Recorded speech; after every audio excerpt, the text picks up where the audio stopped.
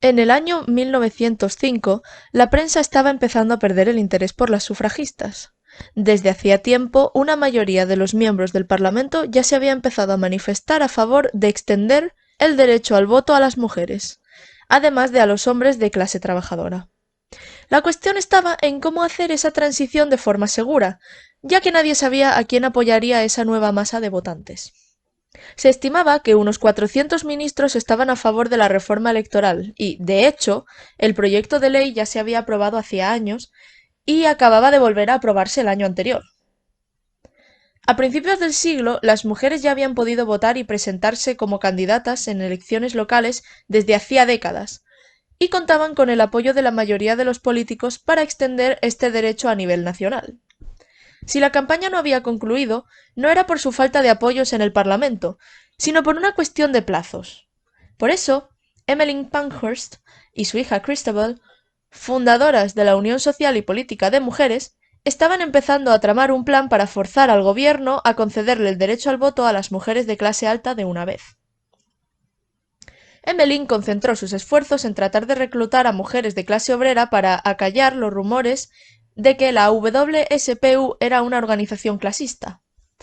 Una de esas mujeres fue Annie Kenney, que se convertiría en la primera fanática del movimiento.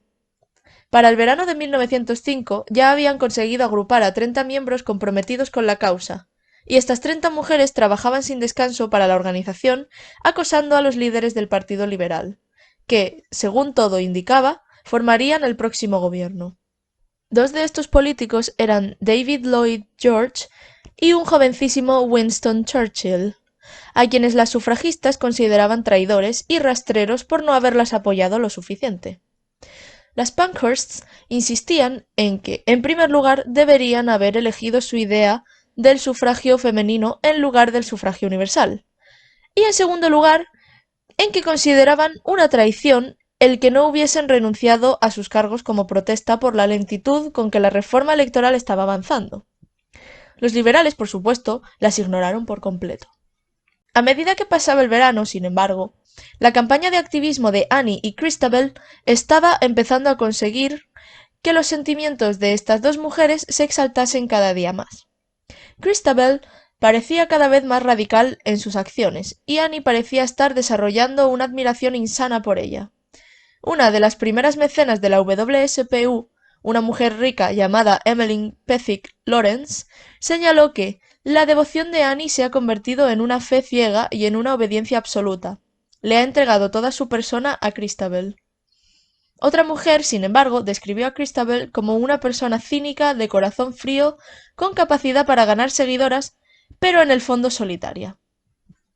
Annie admitió que el movimiento se parecía más al inicio de una religión que a un grupo político, y que sentía que las Pankhursts habían despertado en ella unas pasiones muy profundas, pero a cambio solo pedían lealtad y devoción altruista a la causa.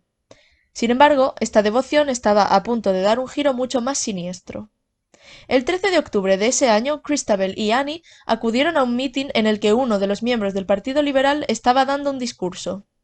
Las mujeres lo interrumpieron con gritos, como de costumbre, exigiendo saber cuándo se les concedería el voto a las mujeres.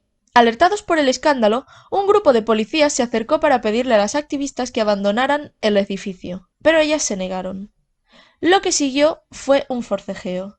Christabel escupió al policía y lo golpeó, y finalmente ambas mujeres fueron arrestadas. Christabel fue acusada de agresión y Annie de obstrucción a la autoridad. Durante el juicio, cuando se le dio la oportunidad de defenderse, Christabel se mostró deliberadamente hostil hacia el juez, reconociendo haber atacado a los policías y diciendo que lo único que se arrepentía era de no haber podido golpear también a Sir Edward Grey, el político al que había interrumpido. Esto seguirá sucediendo mientras no nos den el voto, amenazó. Christabel y Annie fueron condenadas a pagar 5 chelines cada una, pero se negaron. Como resultado, ambas fueron enviadas a prisión. El caso fue un auténtico shock en toda la nación. Por primera vez, una sufragista había utilizado la violencia física durante una de sus protestas públicas. Pero las palabras de Christabel no podrían haber sido más ciertas. No sería la última.